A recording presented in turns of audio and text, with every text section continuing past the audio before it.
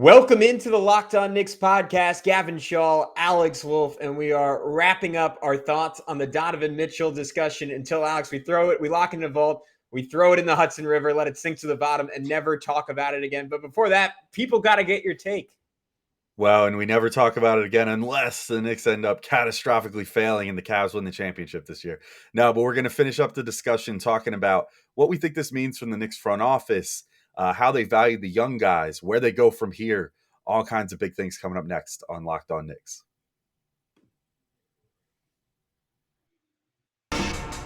You are Locked On Knicks, your daily New York Knicks podcast, part of the Locked On Podcast Network, your team every day.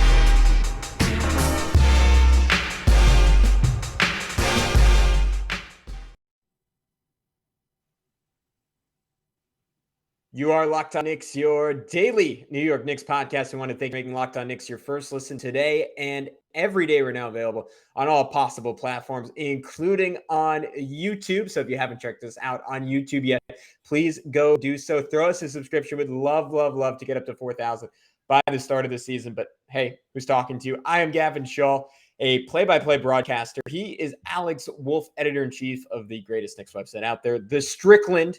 And we're wrapping things up on Donovan Mitchell. So, Alex, I won't delay. People want your take. What was your reaction when we got the Woj bomb that he was, in fact, headed to the Cleveland Cavaliers?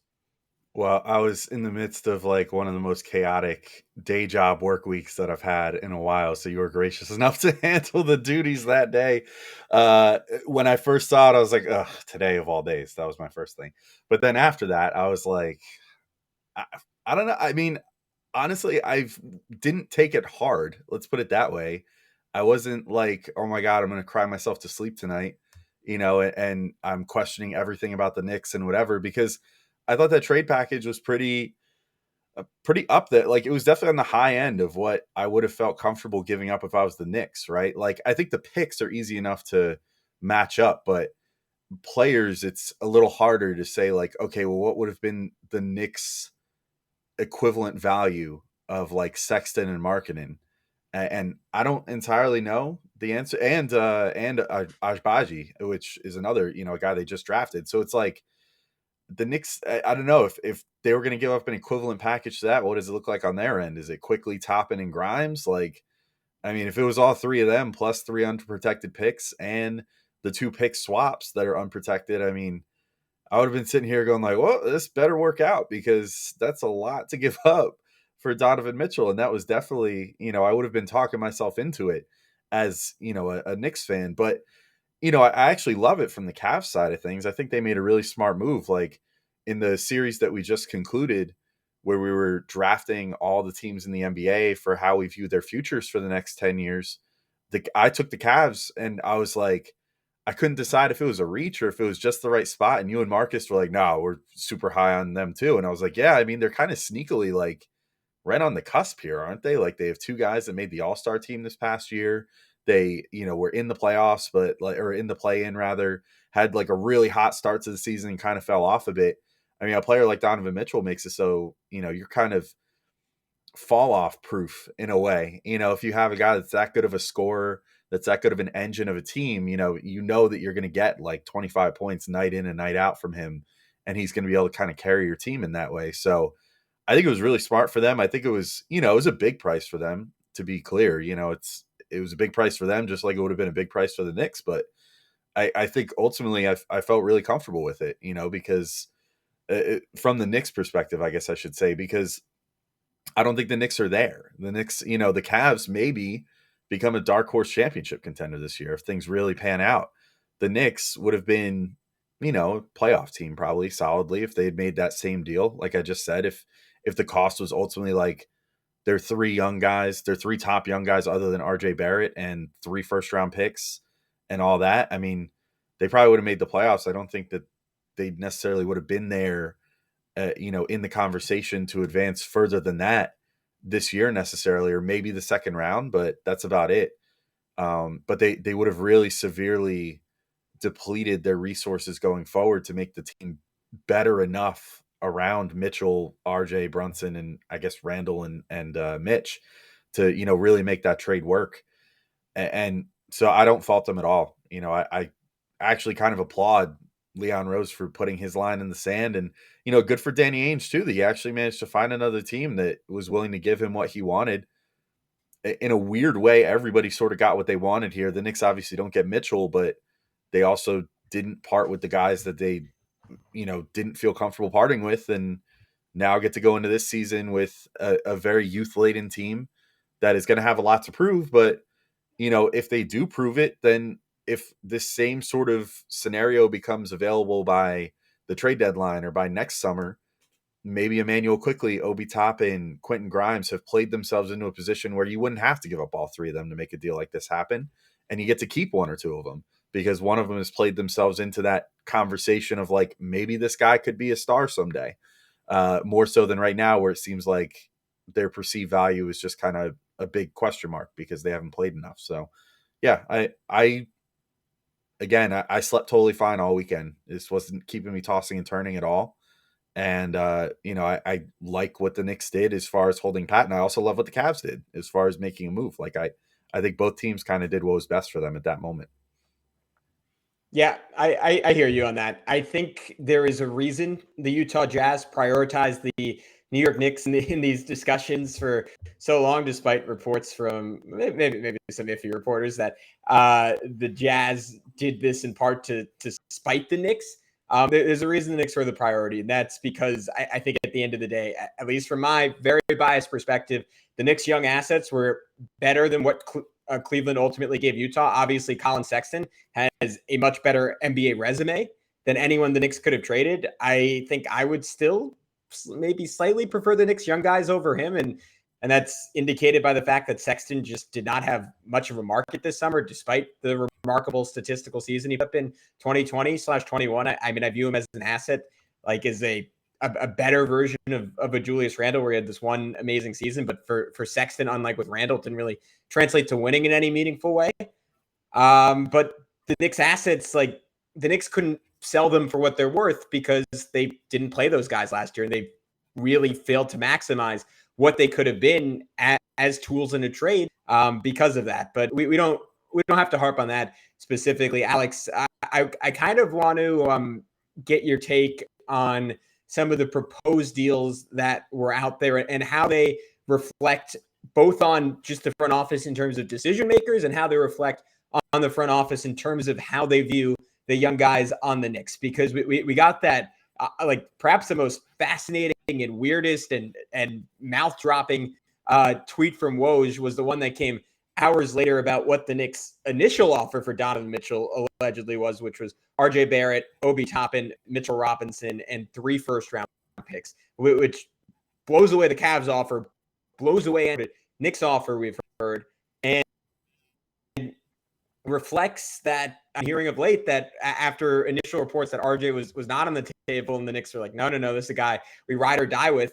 He was obviously he's not a throw-in in a trade like that, but once you're giving up all that other stuff, it almost paints a picture of RJ as a guy that the Knicks view, and this is something Jonathan Macri noted in his newsletter, and I totally agree with, as a high-level starter instead of as a future all-star. And then even coming down to the wire, the Knicks were still offering RJ, Emmanuel Quickly, 2 unprotected first-round picks, a third pick that, and this was allegedly like the final hurdle for the Knicks and the Jazz, that the Knicks wanted top 5 protected and the Jazz wanted completely unprotected.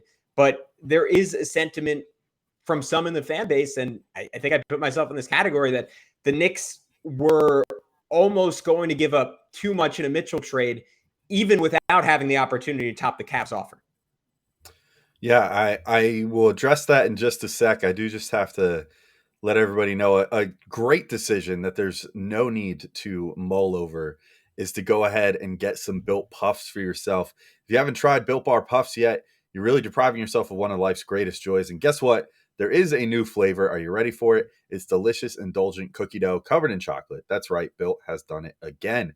Let me introduce you to your new favorite cookie dough chunk puffs. Have a light and chewy texture, real cookie dough chunks, and of course, they're covered in 100% real chocolate. You get all the joys of eating cookie dough without the hassle of making it. Plus, it's healthy for you. Cookie dough chunk puffs are only 160 calories, and they have a whopping 15 grams of protein in them. So head to Built.com to snag a box for you and the family. It'll be the perfect treat, or you can find a really good hiding place and just hoard them for yourself. I may or may not do that in my home. What's great about Built, too, is that all their bars are made with collagen protein, which your body absorbs more efficiently and provides tons of health benefits. Eat something that tastes good and is good for you. Best part is you don't have to pay full price. Go to Built.com and use promo code LOCKEDON15, and you can get 15% off your order. Again, go to Built.com, use promo code LOCKEDON15 for 15% off your order.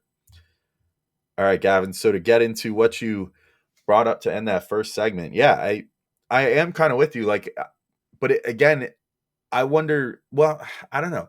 I go back and forth with those reports, right? Like, it seemed obvious that I think Woj was plugged into the Knicks camp this whole time, and kind of has been the whole time. I think that Shams with the Athletic maybe was more plugged into Utah and what they were doing, and that was sort of the two big, that like you have the two heavyweight GMs, and then you have like the two heavyweight, reporters that they're feeding their info to go fight it out. Or I guess Leon and Ainge were in the corners of Shams and Woj, fighting each other in the ring there. But I think that, so I'm inclined to believe the report that Woj put out there about that offer, and that seems so exorbitant. And yeah, I'm with you. Like, if that was an offer that the Knicks put on the table, and first off, if the Jazz didn't take it, sucks for them, because that would have been a way better offer than that offer that they ultimately wound up taking from the Cavs. I don't really buy it either. I'm with you. I don't really buy it that Danny took the ultimate offer out of spite. Nobody does business in the NBA out of spite, really. I mean, maybe now and again, a guy will take a slightly lesser contract to leave a team he hates or something, but like, that's not generally how things are done. Like, you just take the best offer and go with it. So if Danny turned that down that many times and then ultimately went with that Cavs offer, that doesn't look super great on him. Had the Knicks been able to have that offer accepted and they had shipped out RJ, Toppin, Mitch, and 3 first-round picks, I mean, I think you and I both would have been raging. Like, I mean, that would have been enough to set me off. That would have kept me up at night, giving up that many players and that much draft capital for Donovan Mitchell to then come and play with. I mean, at that point, it would have been Brunson, Mitchell, player X, Quentin Grimes, I guess, Julius Randle, and player Y at the center. I guess it would have been Hartenstein, starting then, who averages, 6.5 fouls per 36 or whatever.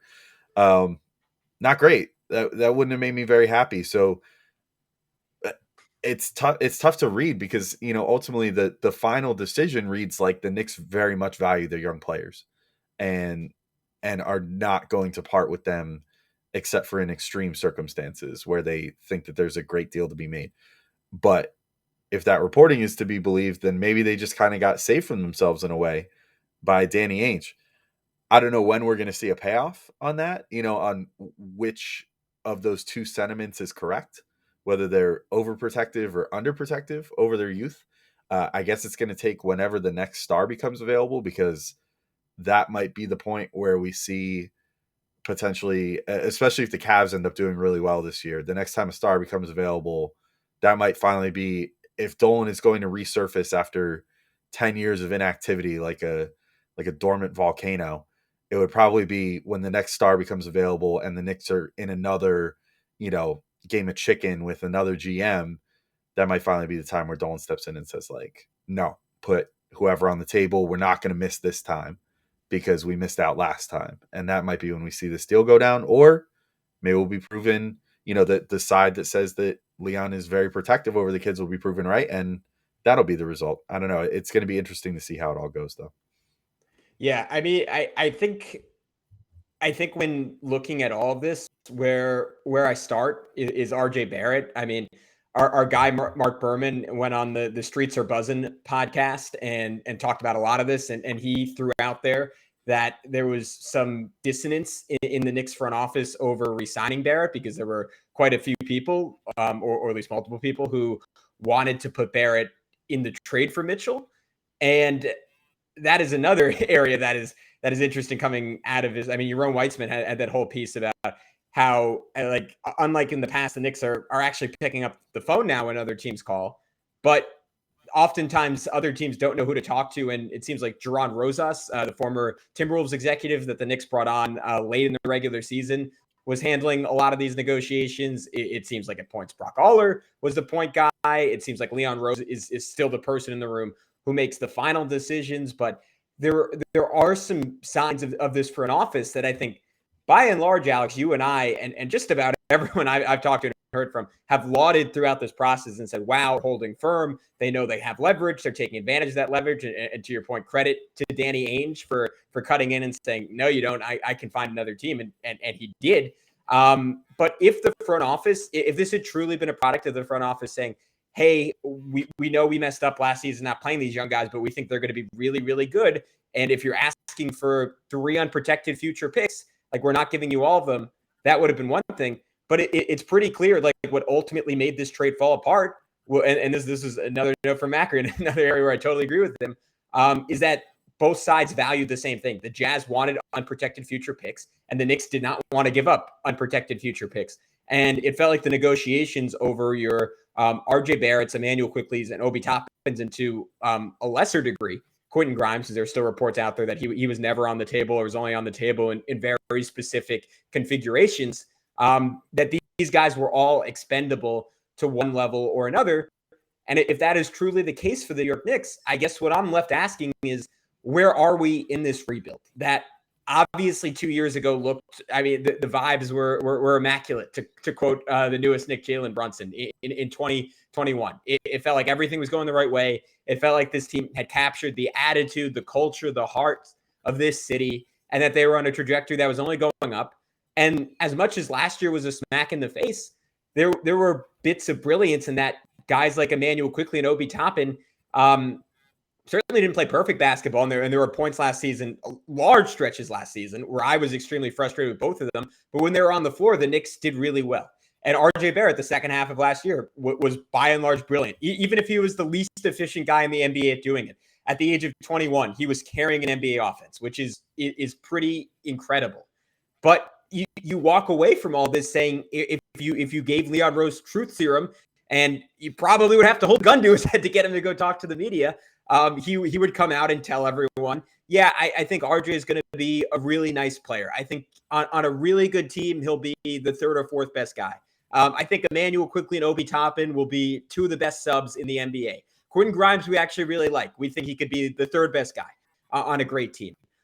All that being said, if that is the core of the Knicks right now, and I'm not even arguing that they would have been better off giving all those guys for Donovan Mitchell, but Alex, what is the pathway now to actual contention if the Knicks themselves essentially said about these negotiations, we don't believe any of these guys are going to be stars? Yeah, I don't know. I mean, I guess it depends on, I would argue from the contract that they gave RJ that they feel like he's going to be a star, or at least has that potential. I mean, I think that money talks in that regard. And that's what makes, real quick, can we compare that to like what guys like Garland and Zion got? And look, I know the obvious, there's those guys are just clearly more accomplished than RJ Barrett. But I mean, we can just look at the Cavs trade. I don't think Garland ever would have been on the table in those negotiations. Oh, absolutely not. Yeah, but I think that he's at a different level right now. You know what I mean? Like Garland's already made an all-star team. Like Zion has already made an all-star team, I think, right? Or he's at least shown that he's all-star caliber. Morant obviously has already made an all-star team, and been a lot of people think he's going to be like MVP caliber potentially in the next couple of years. I don't know if I count myself among those, but people. So that's different. It's like RJ's just on a different development curve. But I think there are 2 things to show me that the Knicks believe in RJ. One is giving him a contract that pays him north of $30 million a year potentially, or averages out to $30 million a year, which makes him the highest paid player on the team, by the way, which I don't think is a small thing either. And then the other being that exactly what you said, they put the ball in his hands the end of last year. They trusted him to be the engine of their team with Julius Randle, no matter what that cost them on and off the court, right? Like, because they went through the growing pains with RJ taking all the shots and everything, and the efficiency that, concerns that came with that. They went with the the quite frankly destructive force that was Julius Randle's personality once RJ started doing that and said, you know what? No, we don't care. Like, I'm sure that Julius went up to multiple people and said, what the hell is going on? Give me the ball back. Like, give me the offense back. And they said, no, we're going with RJ right now. So I feel like you don't do those things if you don't believe in the player. Quickly and Toppin is a totally different story because, I do agree with you. I think there's a disconnect between like what you and I think versus what Leon Rose and company thinks as far as Quickly and Toppin are concerned. Like, you and I look at what they did the end of last season and say, what are you guys doing? Find a bigger role for these guys. Like, I think that they can, we think many of us in the fan base think like these guys can produce, and like Obi would arguably be a better fit with even the current roster. We kept saying with Donovan Mitchell, but even without Donovan Mitchell, I think he'd be a better fit for what they're trying to do right now because he doesn't need the ball in his hands all the time and makes quicker decisions than Julius Randle does.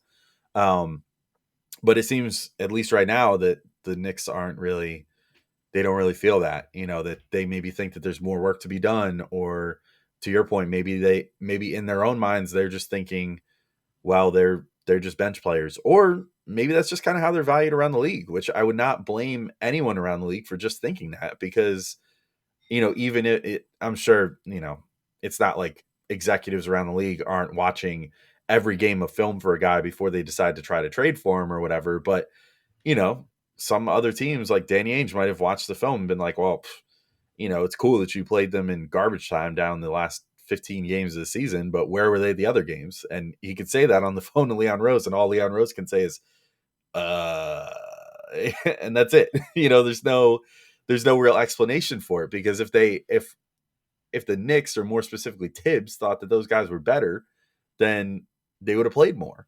And that was the frustrating part of this past season, where we saw these guys have their values in many ways tanked just by Tibbs not playing them enough. We even saw this with like if the Knicks right now would try to turn around and trade Cam Reddish for what they got for him, or what they traded for him, I should say, which was a heavily protected first round pick. I don't think they'd be able to get that again, because they didn't do him any favors when they brought him in, and they didn't play him, and then he got hurt. So now there's more questions about him than there are answers, because he should have been given a showcase down the stretch of a lost season, and instead was benched for his first like 12 games with the team or whatever, played for like a dozen games, maybe. I don't even know if it was that many, and then got hurt and didn't get to play the rest of the year. So it all circles back to me more so than the Leon Rose to Tibbs. Like, because once again, we're running into this situation. We said this all of last year too, where the Knicks don't know what they have in a lot of these young guys. And, I use this line all the time, and I mean it every single time. Young guys, everybody loves to talk about young cores or whatever, but every young core has an expiration date. Every rookie is on a rookie contract, and that only goes for 4 years max. If you're a first round pick, if you're a second round pick, your window for evaluating that player is even shorter, and you need to make the most out of that window. And the Knicks have just been consistently, since Tibbs has been with the team, not making the most of their evaluation windows of their young players. And now we just saw where it probably hurt them a bit in a trade negotiation. And so that's maybe, you and I were just praising their poise and their unwillingness to budge on certain price things, and whether that was ultimately the first round picks or the players, or a little of column A, little of column B. One thing I think we could both agree on that the Knicks aren't doing well is evaluating their young talent, which then allows them to evaluate it going into trades, which is just, they've failed spectacularly at that so far. And I think that was probably the biggest indictment of the Knicks in this whole Donovan Mitchell saga, to me, was the stuff that we were talking about all season, of guys' values being diminished by not playing.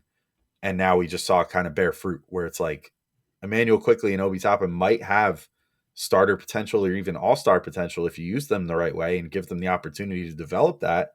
But the Knicks thus far have not even given them enough, leeway to sell to another team. Like, these guys might even be starters in the NBA. And that's a big problem going forward as these guys approach their second contracts. Yeah. And I guess all we can do now with it, because to the point of all of that, it's over, and it's instructive to look back on in terms of how the Knicks will handle future trades, and what we think of the competency of this front office, but it's going to happen again if nothing changes. And counting on Tom Thibodeau to change is, at least in my mind, a losing proposition. And that's not even something I want to harp on too much, because we talk about it all the time on this podcast. But the one, I guess, semi-encouraging report came from Ian Begley, where he essentially said that Tibbs has learned his lesson a little bit with the veterans, and there's one in particular that he would be willing to sit a little bit more. It seems like all indicators are that is Evan Fournier, potentially for Quentin Grimes to play a bit more. And that's a sentiment I know Mark Berman echoed. And then Mark Berman has talked about this on this podcast, but that Tibbs' eyes were open down the stretch with Obi Toppin, especially when Toppin started making shots, and he was liking what Toppin was doing defensively a little bit more. And he realized just how effective he could be as a scorer and how efficient he can be as a scorer relative to someone like Julius Randle. And it's going to be telling in this next month the lengths the Knicks off Julius Randle to see if Leon Rose is fully comprehending this, and or like just how bad the market has gotten for Randle. Because I remember we got a mailbag question a month ago saying, like, would you attach a pick to Randle to get off him? And I remember you essentially said hell no, and I was like, I don't think so, probably, and I don't think they have to. I'm getting to the point where I'm like, if it's the least valuable of those three protected picks that they got, probably the Pistons one out of that group, I'm not opposed to that, because I don't see any way it's tenable to have Randle on this team, on this roster going into next season. I thought it really didn't make sense with Donovan Mitchell, but given the landscape of the Knicks, the only path forward is to pour all your resources into the four guys we keep talking about: Emmanuel Quickley, Obi Toppin, RJ Barrett, and Quentin Grimes. And the Knicks, look, they passed on the opportunity in the draft to add another guy to that list with the 11th pick. And they were making the bet that in a potential trade, those protected picks would hold quite a bit of value. And given what the deal was with Cleveland, what we've heard about the negotiations, it seemed like those protected picks weren't of a ton of interest to Danny Ainge. Now, I think those picks will gain value the closer you get to them actually conveying, and they'll particularly have value like once all right, Washington finished with the 11th worst records, and that's the place they got in the lottery. So that will definitely be the 11th pick in the draft. So down the road, those picks could be more valuable, but right now, I'm doing anything possible if I'm the New York Knicks to get off Julius Randle. I'm starting Quentin Grimes. I'm finding a way to get Emmanuel Quickley 28 minutes on the court. I'm playing him with Jalen Brunson. This was such an obvious indicator that what the Knicks were doing last year is not going to help them win a championship. It was purely to play into this vision that the front office and I think one that they locked themselves into with the hiring of Tom Thibodeau had for the development of this team, and that was to reestablish respectability, to win as many games as they possibly can, to sign good players at cost with flexible contracts you could move off of at any point if you had to, and mix in the young guys, but not prioritize the young guys to the extent of winning. Where they overplayed their hand is that Tom Thibodeau under prioritizes the young guys at the expense of winning, in that the young guys would actually help him win, and he doesn't play them anyways. Given all that, they're going to need a course reversal, because what is currently happening is not going to lead to a star. And if it does lead to a star, what's become abundantly clear, I don't think the price is going to be much different, Alex, for someone of Donovan Mitchell's caliber, despite the fact that Danny Ainge isn't the one behind the negotiating table. If the value of these young guys don't change, the Knicks will be it'll be Groundhog's Day. They'll be in this situation over and over and over again, and nothing will ever get done. And if the Knicks are right on their evaluation of these guys and none of them pop as stars, then the Knicks are never going to go anywhere. And we're going to be 4 years down the road, and we're going to say, all right, it's time to try it all again. And maybe we have to go the Thunder path this time, or the Jazz path this time, and just try an all-out tank. And I don't even know if that works either. I said on the last podcast, and I'll wrap up on this because I know I've been talking for like 6 minutes. It's really hard to build a champion. You can look at the last 20 teams to win an NBA championship. I think the only one off the top of my head that kind of took a tanking path to win a title was the Cleveland Cavaliers. And that was kind of indirectly because LeBron left and they didn't really have a choice but to tank. That got them Kyrie Irving, and LeBron re-signed there sort of on a fluke. One, because Cleveland had tanked 20 or 10 years earlier and got the number one pick and gotten him. 2, just because of where he was born, in Akron, Ohio. And all that is to say, I mean, look at the Warriors. Like Steph Curry, great pick.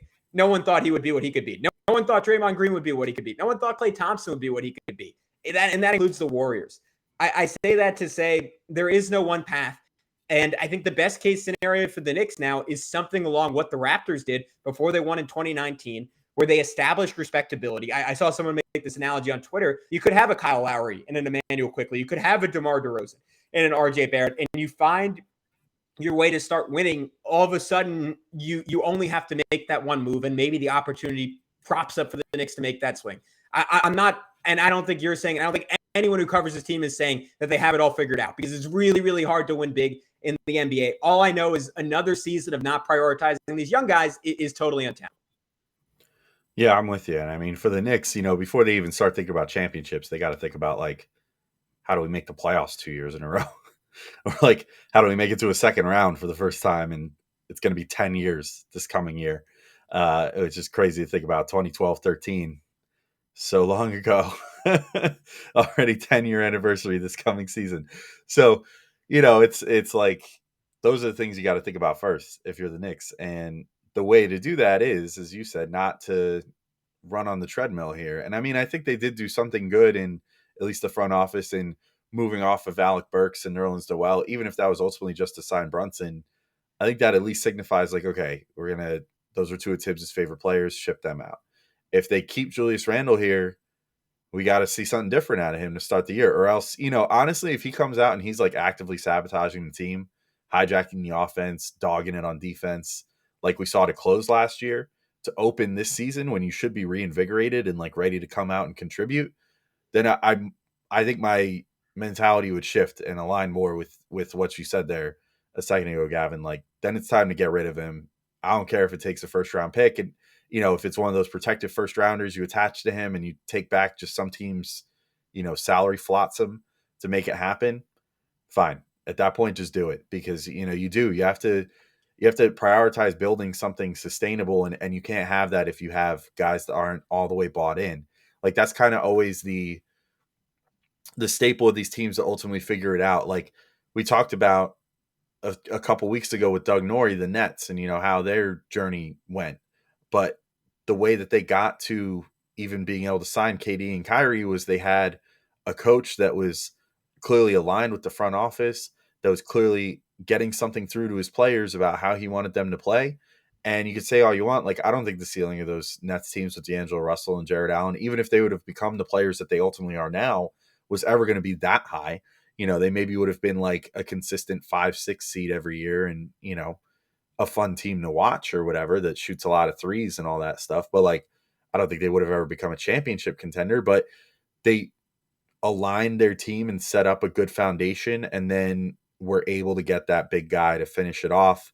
Or in the case of them, big guys with Kyrie and KD both coming at the same time to sort of like put the finishing touches on what could have been a championship team. Obviously it wasn't in the end, thanks to their volatile personalities and injuries and everything else. But, I think that's the path the Knicks need to set themselves on. And the way that you get there is not by playing Evan Fournier 1 million minutes or playing Julius Randle 1 million minutes and letting him, set bad examples on both ends of the floor. It's, you have to establish what the value is of your guys before you pay them. And those second contracts for Emmanuel Quickley and Obi Toppin, like, we look at them right now and say, oh, they're just coming off their second year. There's still plenty of time to evaluate them and this, that, and the other thing. There's not. There's this season. That's it. I mean, we just saw this with RJ Barrett, and that's probably why the Knicks made such a concerted effort to evaluate him the way they did down the stretch of the season, was because they realized, oh, crap, we have to decide on this guy's extension this coming off season. Like, we should probably see what kind of money he's worth. And now you're running into that situation where, Cam Reddish is going to be a restricted free agent next year, if he's even on the team. If, maybe he has requested a trade and will end up on the Lakers or something before the start of the season even. But whatever. You have him about to hit restricted free agency next summer. Going into next fall, you're going to have to make that same decision with Emmanuel Quickley and Obi Toppin. Do you want to give them a payday, or do you want to, figure it out in restricted free agency with them? And the only way to really evaluate them properly is to play them. And the Knicks just haven't done that. I know you said like, oh, we harp on it a lot, but I think it bears mentioning one more time. I think the only way that this all changes is you have to change off of Tibbs. And we've been beating this drum since midway through last season. Things are not going to work with him. And I think that you've already established that baseline of like, okay, the team plays good defense now. They know good defensive principles. Johnny Bryant, who has been apparently the heir apparent since forever, since they hired him, has sat behind Tibbs on the bench now for 2 years and learned Tibbs's defense. And like we've seen different, I mean, honestly, if you want to do another callback to the 12-13 season, we saw this happen even with like Mike Woodson taking over for Mike D'Antoni, right? Like sometimes the guy sits on the bench, he learns the stuff that's working from the guy prior to him. That guy gets fired, and then he carries the stuff that's working over, but then installs new things that work even better, which was sort of what we saw with like the Knicks still running a very 3-point heavy offense after D'Antoni left, but switching to a defense that actually worked for them back then when that was kind of D'Antoni's weak point, where in this case, it would be sort of the opposite. Bryant could take over a team that already knows how to play defense and hopefully install an offense that's a little more creative than here, Julius, take the ball and do something, which is what so many of the Knicks possessions end with is just here, figure it out, ISO, do whatever. I don't really care.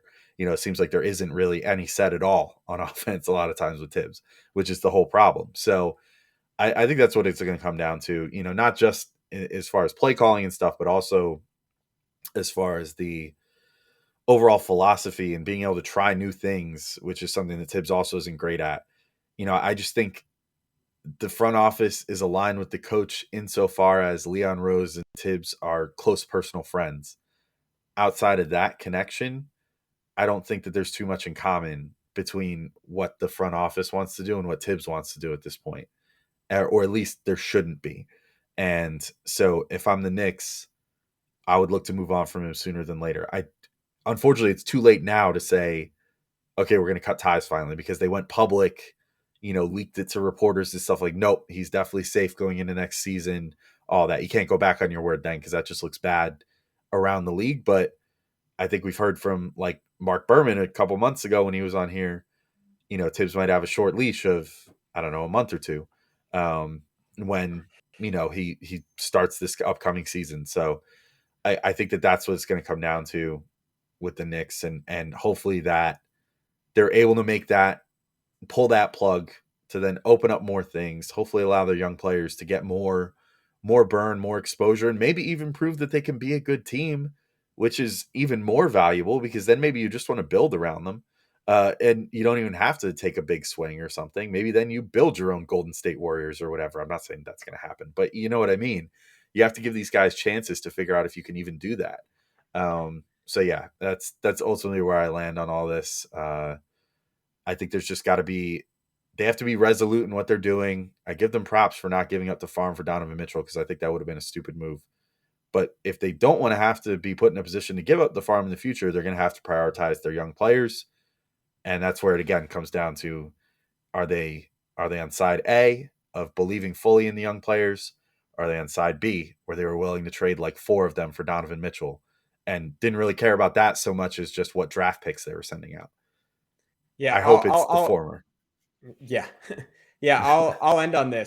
I think team building in the NBA, it's almost how many lottery tickets can you buy? And we see teams like the Jazz, the Thunder, the Rockets, they've purchased a million lottery tickets, right? They have all the draft picks. They have some very interesting young talents, I would say. At least the Rockets and the Thunder have guys who just clearly have more upside than anyone on the Knicks do, if everything goes right. And in the case of the Thunder and Shai Gilgeous-Alexander, already have a player who's just better than anyone on the New York Knicks. And this would have been true even if the Knicks had traded for Donovan Mitchell, because then you could have said, all right, we got the best player out of that group, but we don't really have many other lottery tickets around him. And we got to hope something breaks. The good news for the New York Knicks, which is, I think, the premise of what Leon Rose did when he took over, is unexpected things happen in the NBA all the time. Right now, I talked about it with you. I talked about it on the solo pod I did following the Mitchell news. There isn't really an obvious next guy after Donovan Mitchell.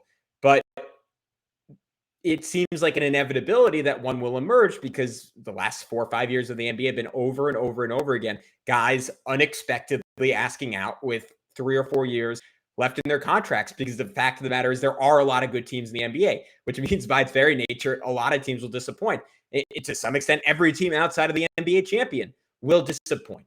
Guys will get disgruntled. Players will be available. And the Knicks, because of the market, because of the desire to come to New York, they will have an opportunity, unlike the Thunder, the Jazz, Rockets, to jump on those types of guys, whether it's in free agency or maybe in a trade where a star says, no, I only want to go play in New York. But the Knicks, in the meantime, and again, this has been the whole plan since Leon Rose came in, they have to continue to strengthen their position. And the Knicks have tried to do that. They've just gone about it the wrong way, playing the older guys instead of playing the younger guys.